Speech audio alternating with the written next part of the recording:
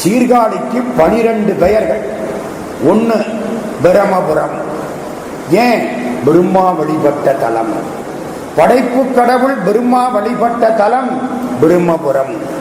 2 வேணுபுரம். வேணுபுரம்னா என்ன? சூரனுக்கு பயந்து இந்திரன் மூங்கிலுக்குள்ள உட்கார்ந்துட்டானா. சூரன் கண்டா விடமாட்டான். எங்க தப்பிக்கலாம்? சீர்காழிக்கு வந்து மூங்கிலுக்குள்ள உட்கார்ந்து தவம் பண்ணனானா. மூங்கில் தான் வேணு. வேணுன்னா மூங்கில்.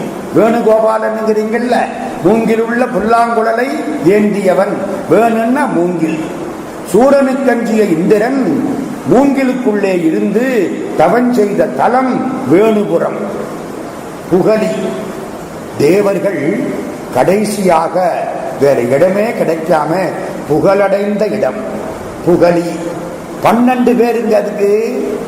3வது புகலி, 4வது வெங்குரு. குருன்னா வியாழ பகவான். சுக்கிராச்சாரியார் தவம் செய்து வியாழ பகவானுக்கு சமமான ஆற்றலை பெற்றாராம். வியாழ பகவான் தேவகுரு, சுக்கிராச்சாரியார் அசுரகுரு. சுக்கிராச்சாரியார் தவம் செய்து வியாழனுக்கு இணையான தகுதியை பெற்றதுனால வெங்குருன்னு பேராம். 5வது தோணிபுரம். ஊழி காலத்திலே அம்மையும் அப்பனும் ஒரு தோணியில உட்கார்ந்து வருவாங்களாம். அதான் தோணிபுரம், திருத்தோணிபுரம். 6வது பூந்தராய். பூன்னா பூமி. இரணியாட்சனை கொன்று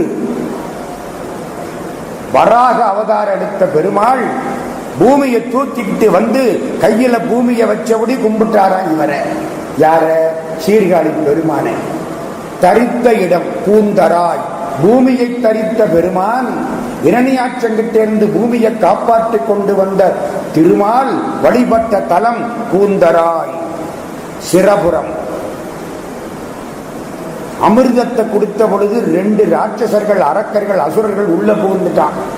அவனும் அமிர்தத்தை வாங்கி சாப்பிட்டுட்டான். பெருமாள் உடனே அவன் கழுத்தை வெட்டி விட்டார். அப்புறம் பாம்பு தலையோட ஒருத்தன், மனுஷ தலையோட ஒருத்தன். பாம்பு தலையோட உள்ளவன் கேது, மனுஷ தலையோட உள்ளவன் ராகு. இந்த மனுஷ தலையோட உள்ள ராகு அந்த தலையை பெறுவதற்காக, தான் ஒரு கிரகமாக மாறுவதற்காக பூஜை பண்ணதுனால சிரபுரம். சிரம்னா தலை, சிரபுரம். சிவி சக்கரவர்த்தி உட்கார்ந்து இருக்கார். ஒரு புறா வந்து விழுந்தது. புறாவை துரத்திக்கிட்டு ஒரு கழுகு வந்தது. கழுகு கேட்டது, நான் சாப்பிடக்கூடிய உணவு புறா கொடுத்துரு. சிவி சக்கரவர்த்தி சொன்னார், இந்த புறா என்னை சரணமடைந்து விட்டது, இதை காப்பாற்றுவேன். வேணும்னா நீ கேட்கிற அளவு புறாவின் எடைக்கு எடை நான் என் தசையை தருகிறேன். புறாவை ஒரு தட்டுல வச்சு சிவி சக்கரவர்த்தியை ஒரு பக்கம் நிக்க விட்டு தசையை அறுத்து கொடுத்துக்கிட்டே போனாராம். புறா தட்டு கீழே இருந்துச்சான். இவ்வளவு உண்டு புறாங்க. இவர் உடம்புல பெரும்பகுதி அறுத்து கொடுக்கிறாரு. அவ்வளவுக்கு தட்டு அப்படியே இருந்துச்சான். தானே ஏறி உட்கார போற பொழுது சிவபெருமானு அக்னி தேவனும் காட்சி கொடுத்தாங்களாம். சிவபெருமான் சொன்னாரா, கழுகா வந்தது நான், புறாவா வந்தது அக்னி தேவன். அக்னி காலில் விழுந்து கும்பிட்டானா. இந்த புறாவுக்காகத்தானே கருணை காட்டுனீங்க. உங்களை உலகத்திலே உங்கள் பெருமையை காட்டுவதற்காக நாங்க 2 பேரும் இப்படி ஒரு நாடகம் ஆடினோம். எனக்காக நீங்கள் உடம்பை அறிந்து கொடுத்தீர்கள்.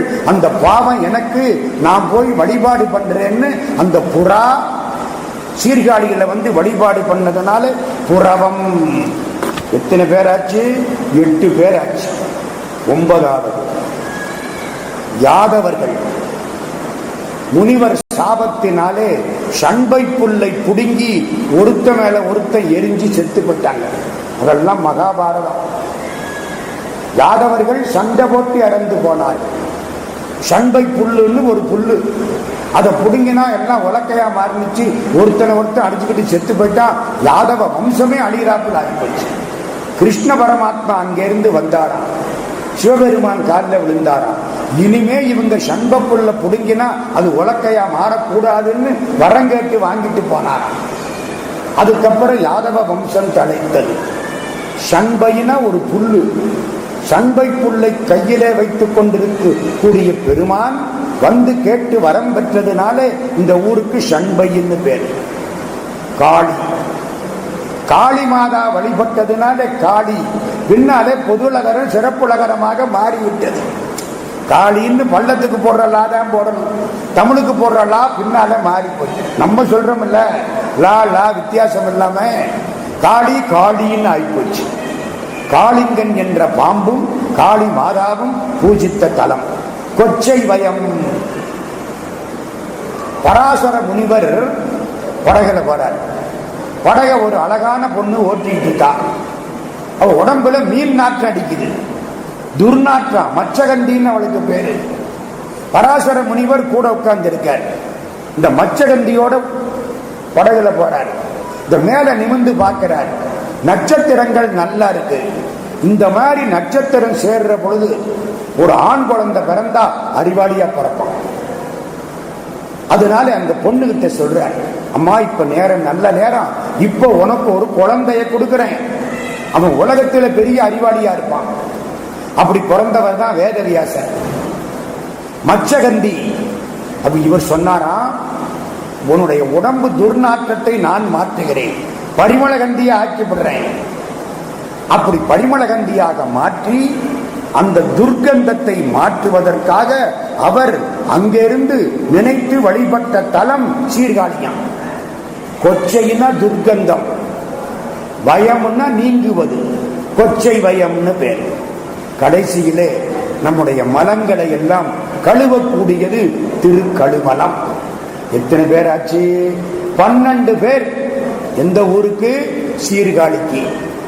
இது எல்லாம் ஞானசம்பந்த சுவாமி 12 பேரையும் 11 பாட்டுல மாத்தி மாத்தி மாத்தி பாடுறார். மதுரையில பாடுறார். அந்த ஊருக்கு அவ்வளவு பெருமை. சீர்காழி. பிரமபுரம் வேணுபுரம் புகழி பெருவெங்குரு நீர் பொருவில் திருத்தோணிபுரம் பூந்தராய் சிரபுரம் முன் வருபுரவம் ஷண்பே நகர் வளர் காளி கொச்சை வயம் பரவு திருக்கழுமலமாம் 12 திருப்பெயர்த்தால் 12 பேர் சீர்காழிக்கு. அந்த சீர்காழியிலே அந்தணர்கள் கவுண்டின்ய கோத்திரம்.